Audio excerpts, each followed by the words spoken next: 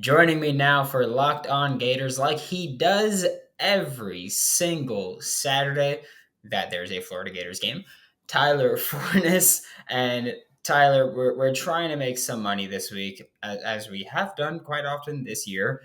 Florida Gators, Texas A&M at Kyle Field, which I don't think is as scary this year as it has been before. You lost to App State on that field. You immediately lose a lot of your fear factor that's over there. But still, the spread, Texas A&M -3. How do you feel about it? Well, if you're going to go by history, the Gators should be able to cover the spread. And the last time they went to Kyle Field was 2020, and they lost to Texas A&M by 3. I remember that game vividly. I was in South Padre Island watching the game, and then my wife was mad at me because I wasn't on the beach and I was sitting in the room watching a football game. You got to, and I mean, it was during like the back end of the worst part of the pandemic, so things were a little weird. But this Gator team should be able to beat Texas A&M. The one thing that worries me is Connor Wegman. And Wegman, 5-star recruit out of Texas.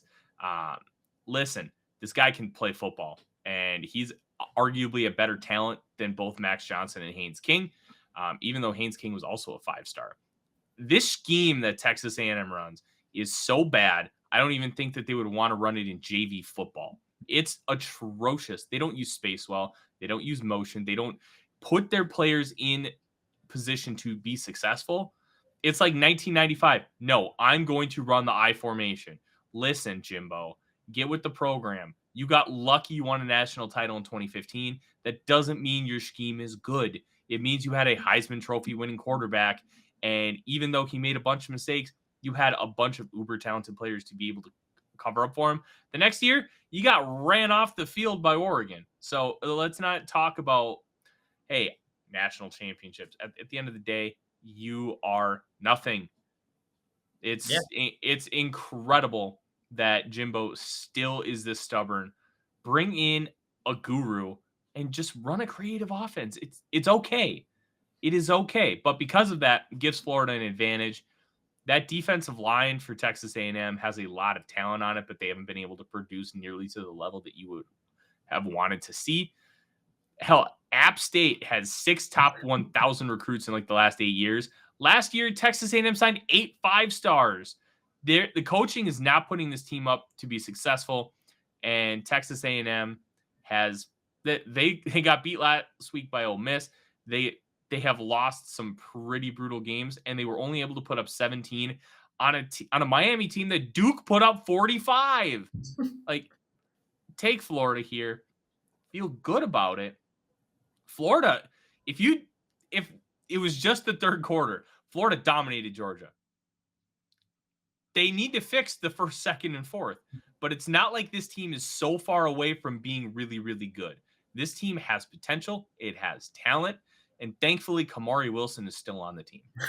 Yeah, thankfully, Kamari is still there. That eye is pretty important when we're talking about it here. But yeah, you mentioned it. Like this scheme for Texas A&M is just so bad. It's a kindergarten scheme. It really is. And even on the Friday preview, usually I'll do like 3 things you need to do to beat a team on offense and on defense. And for defense, I was like, look, just play man because they're not creative at all. Like you got to watch a few routes and that's it in the passing game. Play man, blitz the hell out of them, win the game. Also, as you mentioned with Jimbo, he's got to be like one of the most overrated coaches out there, right? Like I hate that people talk about him. Not even as a head coach. I hate that people talk about Jimbo as like he gets quarterbacks to the NFL. Like Sure, he gets them to the NFL. Are they good in the NFL? Yeah, they don't do anything there. I will say Jameis has improved very recently. He improved after a rocky start where he didn't That improve. was not due to Jimbo Fisher. Yeah, no, it had nothing to do with Jimbo, which is why I'm just like Jimbo is wildly overrated. I will also say that I know you're a Vikings guy.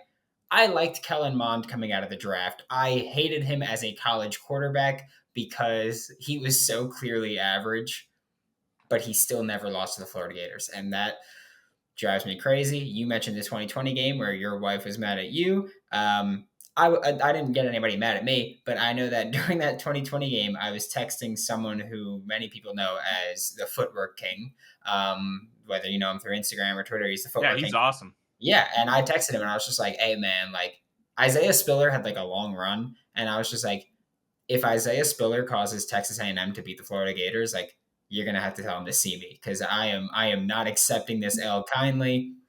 And of course, Texas A&M won that game. But looking at the money line, Florida plus 150, Texas A&M minus 170. I will tell you all, I already put money on Florida to win this game.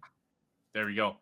The one interesting thing about this game, and I'm not going to tell you to not bet the money line because I do like the odds at plus 150. I can see this being a close game where Florida ends up losing. And that's why the spread here is very intriguing to me, even though I believe it's a minus 110. This is still a raucous atmosphere. Texas fans, I'm not talking the University of Texas, I'm talking football fans in the state of Texas. It is like a disease, and it is a beautiful disease. But because of that, they are absolutely insane. One of my bosses at the 5 million websites I work for lives in College Station, and he talks about how it's basically all about Texas A&M football, and he doesn't go anywhere on game days because it's just insanity.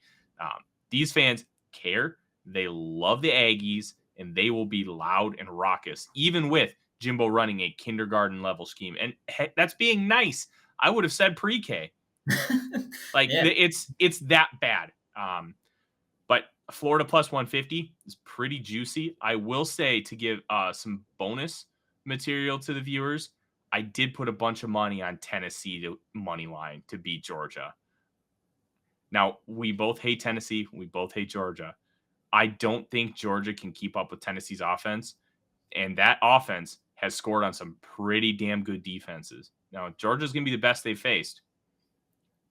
But they were able to hang up points on Kentucky. They just annihilated them. They made Alabama look silly for most of that game. They can put up 40 on Georgia. I don't know if Stetson Bennett's going to be able to put up 40 on Tennessee. This episode is brought to you by Underdog Fantasy, the easiest place to spice up college football season. It's easy to play and win cold, hard cash. And I know that this weekend, for this game specifically, the way that I will make money, Montrell Johnson rushing yards, Anthony Richardson rushing yards, and Devin Achane rushing yards, or A-Chain rushing yards for Texas A&M, because you can't pick them all from the same team. Why not pick the guy that's going up against a bad run defense, right? Why not do it? You can sign up with the promo code Locked On, and Underdog will double your first deposit up to $100. You deposit $100, you get another $100 free.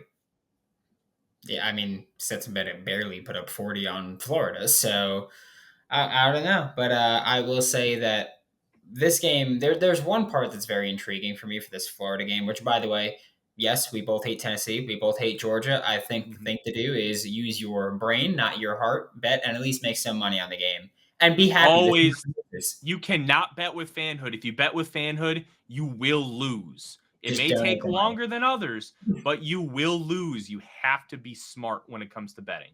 Yep, if you're gonna bet on fanhood, just donate the money somewhere else.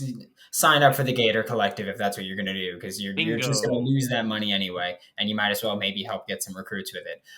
But the last thing to talk about for this game, the over under for Florida Texas A&M is 55 and a half, and this is, I think it's an interesting over under because the spread for, or the over under for Florida Georgia was 56 and a half.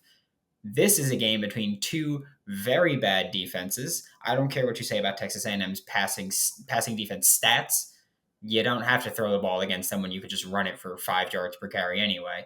So I Yeah. think that the 55 and a half over under is interesting to me because it's two offenses that haven't been good against two defenses that haven't been good. So it's kind of just like, are we just expecting chaos in this one or what? Listen, I would consider the under here.